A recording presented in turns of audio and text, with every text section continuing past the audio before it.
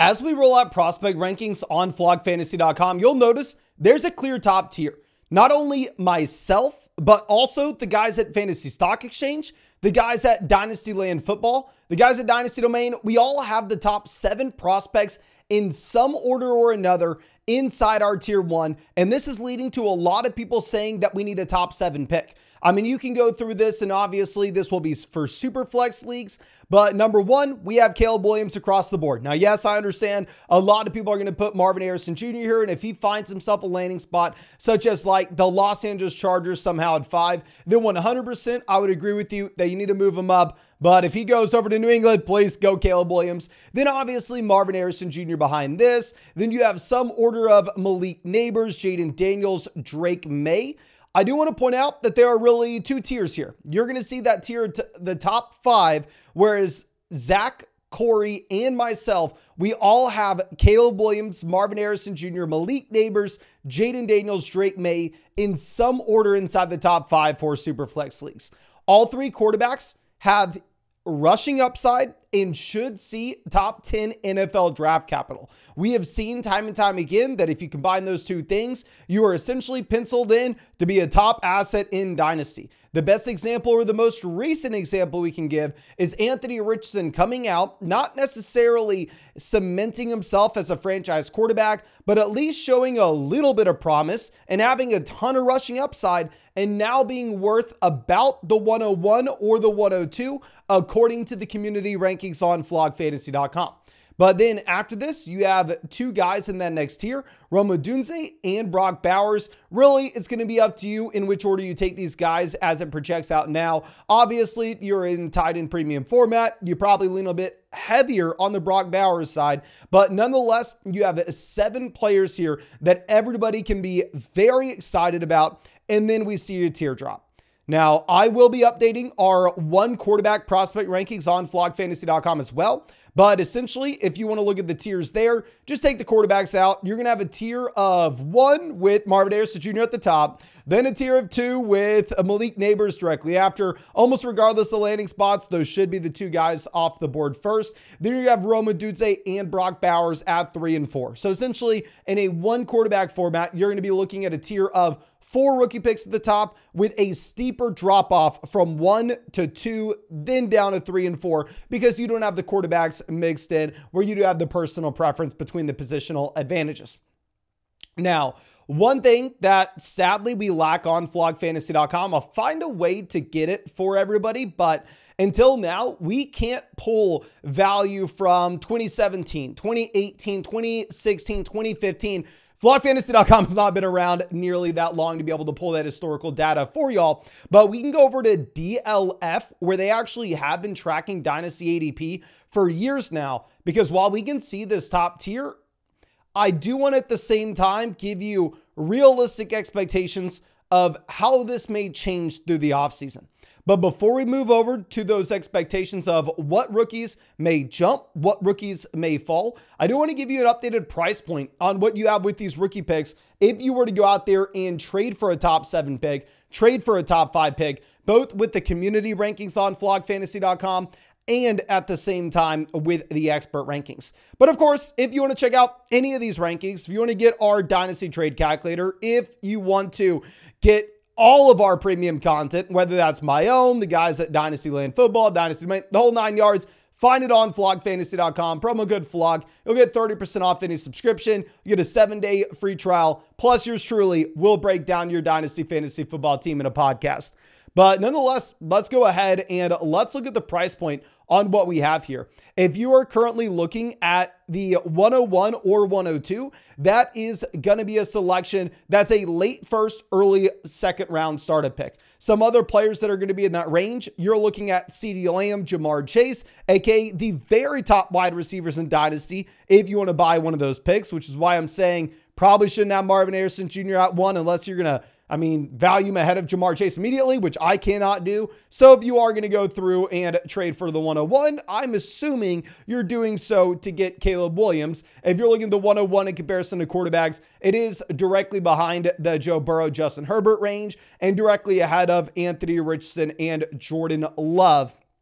If you're looking at what we have with the 103, 104, these are priced to be mid-second round startup picks. And I know that sounds crazy, but it's probably realistic, right? Because here, this is where you're going to Malik Neighbors. Malik Neighbors right now, I mean, would be equivalent to about Puka Nacua if you wanted to trade that pick, or Garrett Wilson. And then that 104 would be about next to Kyler Murray, Jaden Daniels, Trevor Lawrence, which I think that those rookie quarterbacks slide in there as well. And if you are looking at the rookie pick 5, this is going to be more so around what you have with Christian McCaffrey, Chris Olave, DJ Moore, AJ Brown. Of course, these are with the community rankings. If you use the expert rankings, it's going to be a little bit more honed in for you, but the community rankings are free on flogfantasy.com. Any of y'all can pull those up. And then once you get down to the 106, 107, that's where you'll see the tier drop. I mean, right now, I'd say the best price point is going to be that 7th pick. And if you were trading a wide receiver for that 7th pick,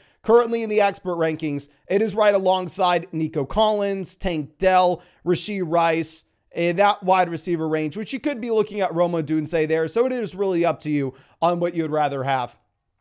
So that's the updated price point that you're going to have with these picks of these top 7 prospects. But I do want to put out a massive warning, because while I can sit here and I can say, this is the top tier, this is the top tier, this is the top tier, I say that out of one side of my mouth, and then the other side, y'all know I always say, stay flexible. Do not pencil in exactly who you're taking with your rookie pick when we are sitting here in January. So what we're doing is we're heading over to DLF ADP, and I'm going to be looking at their February ADP for their rookies and comparing that to their June ADP. So this is their ADP and Dynasty League expectations before the NFL Combine, before Pro Days, before the NFL Draft, and then after we have all that information. Starting as early as last year, you have Bijan, JSN, Gibbs, Addison, Quentin Johnston, Zach Charbonnet all off the board. So the first 6, 7 guys, they look very standard, right? But then back last February, Dynasty drafters were taking Zach Evans, Kayshon Boutte over Zay Flowers. They were taking Jalen Hyatt, Sean Tucker in the same range as Devon Achane, which this changes after the draft, where after the draft, you see that clearly nobody is in on Kayshon Boutte. Nobody is in on Zach Evans. Nobody is in on Sean Tucker. Those players that people previously thought they were excited about just simply don't have nearly as much value as you once thought. And I know hindsight 2020, everybody's going to say, oh, of course, those guys were nothing. Guys, I mean, we're looking at what everybody thought back last February. We go to the class before in 2022. In February, Treylon Burks was the 2nd rookie off the board. Isaiah Spiller was the 3rd. You had Jameson Williams in the mix. You had David Bell up here ahead of Kyron Williams, Sean Dotson, Tyler Algier. And then by the time we actually get to real rookie drafts, you have, I mean, nobody really excited about Isaiah Spiller. And Isaiah Spiller, who was the 3rd rookie in that class when we were in February, before he just completely bombed the NFL Combine, was no longer even a first-round selection in one quarterback redraft leagues by the time we got to the draft.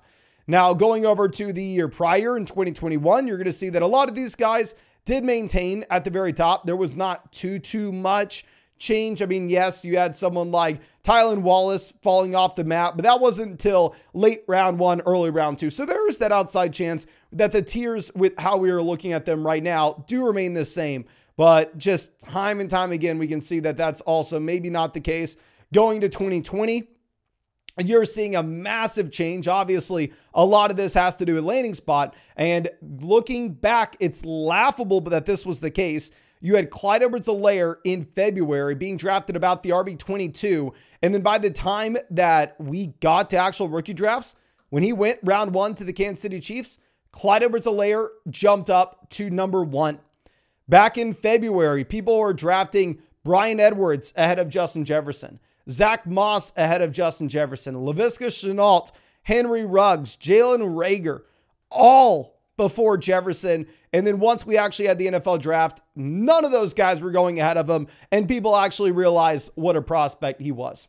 So I do want to reiterate, while 100% I can sit here and I can draw some tiers with how they look currently with all the rankers we have at flogfantasy.com, you want a top 5 pick in Superflex. If you can't get a top 5 pick, you want a top 7. After the top 7, it does look to be the wild, wild west. We are going to have some players that we have seen historically, the Isaiah Spillers of the world, that maybe we are penciling in as a top 7 pick right now fall outside of this top tier and instead maybe go late round 1. And every once in a while, you are going to get that Clyde Edwards-Helaire that comes from that wild west range, where maybe this is someone that's being ranked at 8, being ranked at 13, depending on the rankers set of rankings that you are looking at, that all of a sudden, by the time we actually get to the NFL draft, people are taking him as a top 3 rookie in this class. So understands tiers as they stand now. If you have a top 5 pick, do not trade it away unless you are getting a massive haul. 2, do not sit here and look at your dynasty team and go, okay, at the 104, I am for sure taking one of these guys. I need a wide receiver. I am for sure taking Neighbors. I am for sure taking Rome, whoever. No. Stay flexible. Hold on to your picks. Let the process shake out. Understand that the board is going to change a lot by the time we actually get to your drafts. That doesn't mean you should be trading away your picks. It does mean you should be trying to get inside these tiers, but you shouldn't mentally be locking yourself into any individual player before we get all the data points and when we see how these guys actually move. But I think that's all I have for y'all. I really hope that y'all enjoyed this video and got something from it. Of course, if y'all want to check out our rankings, if you want to check out our trade calculator, if you want to check out our trade finder, if you want to check out all our premium content, it's all on flockfantasy.com, along with all your favorite dynasty creators. Promo code FLOCK, you're going to get 30% off any subscription. Plus promo code FLOCK, you are going to get a free week trial and a podcast from yours truly breaking down your dynasty fantasy football team. But I think that's all I have for you. I really do appreciate you. Really hope you have a great day, and I hope I get to see you with the video tomorrow.